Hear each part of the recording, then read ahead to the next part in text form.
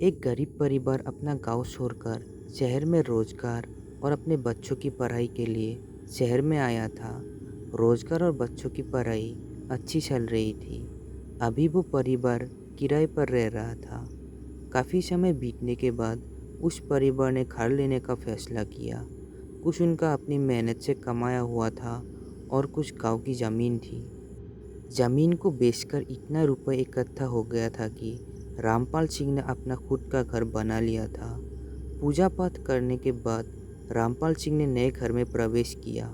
घर में रामपाल सिंह परिवार के साथ खुशी खुशी रहने लगे। सब कुछ अच्छा चल रहा था। एक दिन सभी घर पर थे। तभी रामपाल के बच्चे ने देखा कि फर्श पर कुछ दिख रहा है। बच्चे डर गए और डर से चीखने चिल्लाने लगे। बच्चों की चीख सुनकर बच्चों के माता पिता कमरे से बाहर आ गए। तब तक फर्श में कुछ डरावने चेहरे दिखने लग गए थे। ये सब देखकर पूरा परिवार डर गया।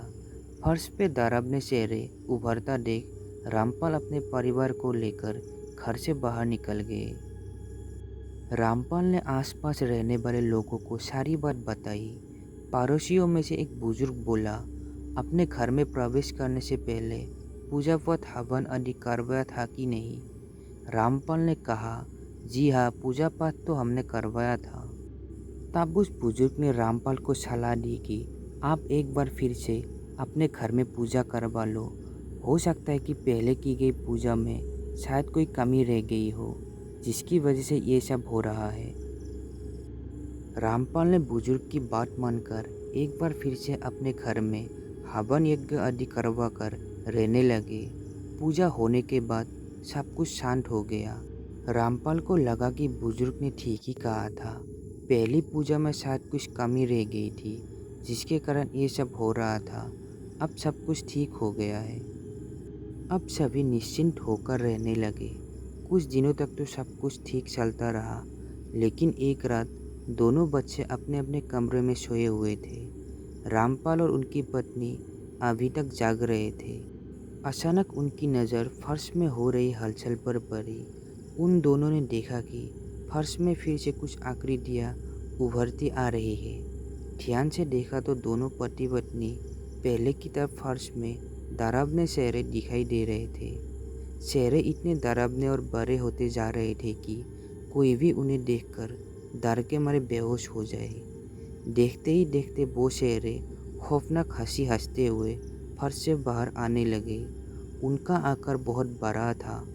उनकी लाल लाल आंखें, बिखरे बाल और बड़े बड़े नाखून थे। ये सब देखकर रामपाल और उनकी पत्नी का डर के मारे बुरा हाल हो गया। वो दोनों बच्चों को जल्दी जल्दी हड़बड़ाहट में जगाते हुए चीखते चिल्लाते घर से बाहर निकल गए। लेकिन वो डरावने चेहरे उनको घर के बाहर भी पीछा करने लगे। वो चारों भागते भागते एक मंदिर के पास जाकर रुके। रामपाल ने सोचा शायद मंदिर में ये डरावने चेहरे प्रवेश नहीं करेंगे। ये सोचकर रामपाल अपने पत्नी और बच्चों के साथ मंदिर के अंदर चले गए। रात भर रामपाल, उनकी पत्नी और बच्चे मंदिर में ही रहे, लेकिन वो रात भर डर के मारे सो नहीं पाए। उनके दिमाग में उन्हीं डरावने चेहरे का खौफ था। जैसे तैसे वो भयानक रात गुजर गई और सुबह हुई। सुबह मंदिर के पंडित जी जब मंदिर में आए तो उन्होंने रामपाल से पूछा, आप यहाँ क्या कर रहे हैं और इतने डरे हुए क्यों हैं? क्या बात है? रामपाल ने रात की सारी घटना पंडित जी को बताई। पंडित जी ने कहा, तुम चिंता मत करो, अपने गुरुजी को अभी बुलाकर लाता हूँ। तब तक तुम यही रहना। जब गुरुजी आ जाए तभी मंदिर से बाहर निकलना। रामपाल ने कहा, ठीक है पंडित जी, जैसा आप कह रहे हैं मैं वैसा ही करूँगा। थोड़ी देर बाद पंडित जी अपने गुरुजी को लेकर आ गए। पंडित जी ने गुरुजी को सारी बात पहले ही बता दी थी, इसलिए गुरुजी ने रामपाल से कुछ नहीं पूछा, बस उस घर में चलने की बात कही। अब सब लोग उस घर के बाहर आकर खड़े हो गए थे। गुरुजी घर के अंदर गए और 4 लोगों से फर्श को खुदवाया।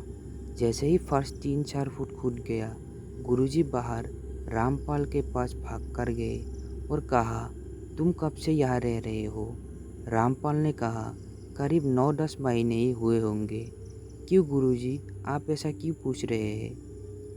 तब गुरुजी ने बताया कि जहाँ तुम्हारा घर बना है उसके नीचे कभी कब्रिस्तान थे, तभी वो दरअसल शक्ल आपको दिख रहे हैं। इस पर रामपाल ने कहा, तो अब हम क्या करें गुरुजी? तब गुरुजी ने कहा, ये तो उन प्रेतों से पूछने पर ही पता चलेगा कि वो क्या चाहते हैं।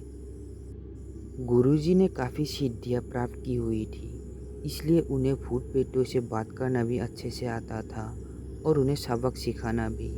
गुरुजी ने रामपाल और उनके परिवार को कह दिया कि ये सब कुछ ठीक ना होने तक तुम लोगों को मंदिर में ही रहना होगा, क्योंकि अगर आप लोग घर में गए तो आप इस बार उन भूतों का निवाला बन सकते हैं। दूसरे दिन गुरुजी उस घर में गए और अपनी सिद्धियों की शक्तियों से उन भूतों को बुलाया और उनसे पूछा, क्या चाहते हो तुम लोग? उस भले परिवार को क्यों परेशान कर रहे हो? उन लोगों ने बड़ी मेहनत से एक एक पैसा जोड़कर ये घर बनाया है। गुरुजी के इतना कहते ही उनमें से एक भूत गुस्से से बोला, हमारे घर में वो लोग रह रहे हैं, हम उनके घर में नहीं, समझे?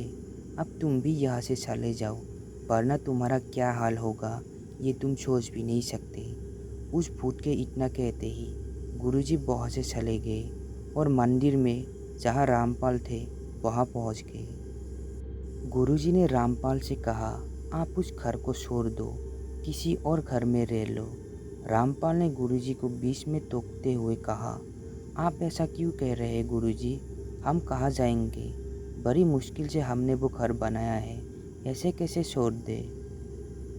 गुरुजी ने कहा, बात आपकी भी ठीक है और बात उन भूतों की भी गलत नहीं है।